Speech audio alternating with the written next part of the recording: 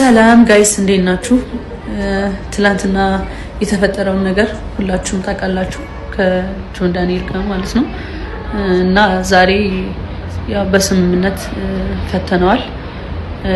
ስለኔ ተጨነቃችሁልኝ በሙሉ በጣም ነው የማመሰግነው። ሰላም ቤተሰቦች፣ እንግዲህ ትላንት ከጃኒ ጋር ተፈጥሮ የነበረውን ነገር ሁላችሁም አይታችሁታል። ጉዳዩን እንግዲህ በንግግር በእርቅ ስለፈታ ነው።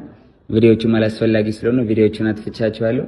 ከጎኔ ለነበራችሁ ብዙ ሰው ሲነሳብኝ አብራችሁኝ ለነበራችሁ አይዞኝ ስትሉኝ ለነበራችሁ በሙሉ ከልብ አመሰግናለሁ።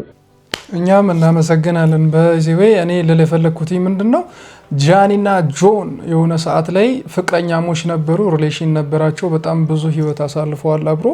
ዛሬ ደግሞ ይሄ ነገር ተፈጥሮ ነበር። ስለነሱ ምን አገባችሁ እናንተ? እነሱ ወጡ ወረዱ በሉ ጠጡ ምን አገባችሁ? ቆይ ለምንድነው የራሳችሁን ኑሮ ማትኖሩት? ስለራሳችሁ ቦርብሩ፣ በቃ ስለራሳችሁ ጎርግሩ። እናንተ ስለነሱ ህይወት ምንም የሚመለከታችሁ ነገር አይደለም። ምንም ብታጨበጭቡ ምንም ብታረጉ እነሱ ምንም ያረጉላችሁ ነገር የለም። እነሱ የሚሰሩት ቪዲዮ ምንም አይነት ነገር ቢያረጉ ማለት ነው ለራሳቸው ቢዝነስ ነው። ስለዚህ እናንተ እዚህ ላይ ስክሮል እያረጋችሁ ስለነሱ ከምትጨነቁት በላይ ለቤተሰቦቻችሁ፣ ለራሳችሁ፣ ለጓደኞቻችሁ በቃ አስፈላጊ ለሆነ ነገር ነው መጨነቅ ጊዜ መስጠት ያለባችሁ። ስለነ ጃኒ፣ ስለነ ጆን፣ ስለ አዶናይ ምንም የሚመለከታችሁ ነገር የለም። ስለዚህ ዞር ብለን ራሳችንን በራሳችን ቢውልድ ማድረግ ነው። እኛም ከቻልን ልክ እንደነሱ ሶሻል ሚዲያ ኢንፍሉዌንሰር ሆነን ቢዝነስ መስራት ከቻልን ኢትስ ኦኬ።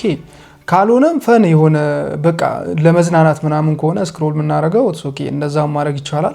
ነገር ግን ጊዜያችሁን ሰውታችሁ እኔ ብዙዎቻችሁን እያዩ ያሉት ጃኒ ምንድነው በቃ ጆን ምንድነው ምናምን እያላችሁ በጣም በቃ ለማወቅ ፌስቡክን፣ ቲክታክ፣ ዩቲዩብ ማትገቡበት የለም፣ ኢንስታግራም ምናምን እንደዛ ከምታረጉ ህይወታችሁን ለማሸነፍ ኑሮን ይሄ በዚህ ኑሮ ውድነት ለዛውም ብር ጊዜ የሚባል ወርቅ ነገር አለ።